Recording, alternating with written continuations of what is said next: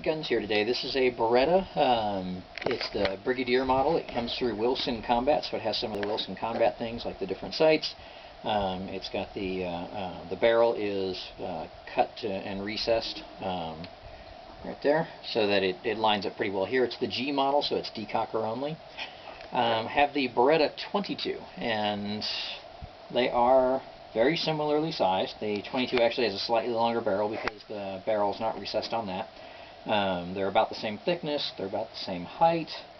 The 22 is, of course, a fair amount lighter. But the idea is that you can have your 22, play with this, and then have your actual defense gun if this is what you're using as your defense gun. It's not what I use for mine, but it is a very nice gun. And with Wilson Combat, it's one of the few you can actually, afford. I think it's the only handgun they currently sell that's under $3,000. Or $2,800 or something like that.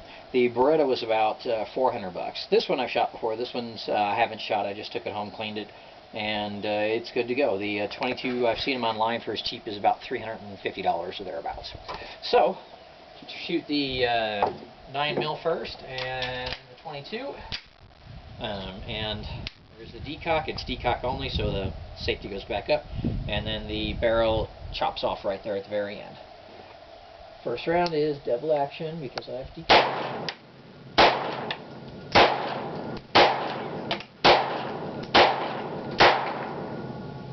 That didn't sound right.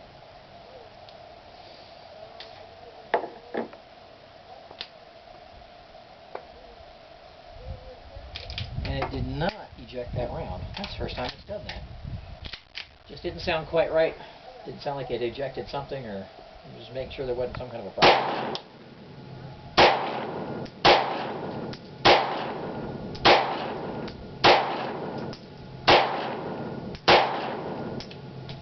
Alright, well, it fired them all. I'm not sure why it didn't eject that round. Like I said, I was shooting it and something just didn't sound right, so stop and check and make sure there wasn't some kind of a problem. And this is the 22. Let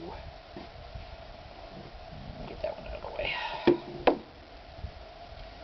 And this one has the traditional safety decock, so then the safety is on until you pop the lever back up.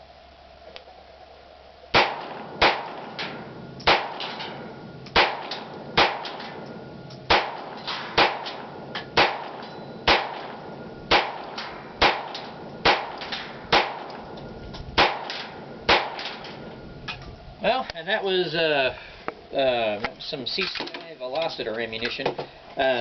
Fed it all just fine. You noticed it was 15 rounds of 22, which is, reasonable. I don't know why a lot of these military-sized guns that they're making only come with 10-round magazines. So it's nice that the Beretta people were able to do a 15-rounder. I'm just going to load up some Winchester White real quick and see how that feeds. It didn't have any trouble at all with the Velociter. There's very little felt recoil. It's just a real smooth shooting gun, and if you're looking for a full-size 22, it's worth considering, at least with the Velociter, and we'll see how it does with the cheap stuff. So 15 rounds of Winchester White.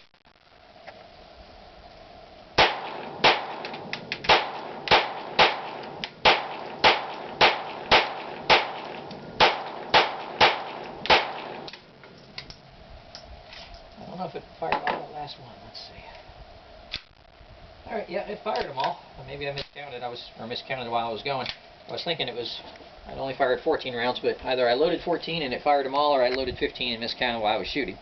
Didn't hold open on that last one, but other than that, that's the first either 29 or 30 rounds out of the gun, and it did the job. It's actually really fun to shoot. It's got a good size to it. The Wilson, I'm not sure what happened with that one round, why it didn't eject, but I've shot it several hundred rounds, and it's accurate. If you are looking for a Beretta, but you want something a little bit different, you will pay more, about $1,100-ish, $1,200-ish, something kind of like that, versus a standard Beretta, which is closer to $600 or $800, depending where you find it.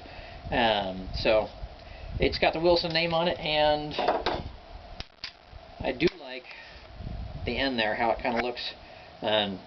Flush with the end of the slide. They have some other options available as well, but it's a well-made gun, and if you want something that's Wilson and you don't want to spend $3 grand, that's certainly an option for you. So it's the Wilson and Beretta, well, Beretta, and then through Wilson, and then Beretta 9mm and 22.